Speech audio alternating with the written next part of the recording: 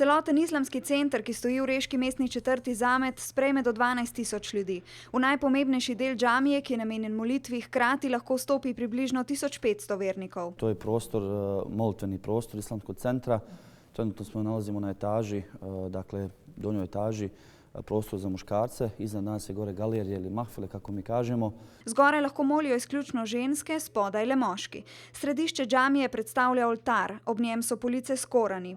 Daroval jih je katarski emir, ki je reški islamski skupnosti prispeval 5 milijonov evrov, kar je polovica denarja, ki so ga potrebovali za izgradnjo 3 nadstropne džamije. No, spodaj pod svetimi prostori sta še 2 nadstropji. V tem nadstropju so sobe za druženje, predvsem za ženske, pa razne pisarne. Spodaj so še prostori za verouk in pa kavarna. Enkrat bo tudi restauracija, namenjena predvsem za druženje. Islamski center na Reki, ki so ga po načrtih pokojnega hrvaškega kiparja Dušana Džamonje gradili 3 leta, je pomembna pridobitev za reške muslimane. Zbog molitve, zbog djece, da se djeca uče isto molitvi i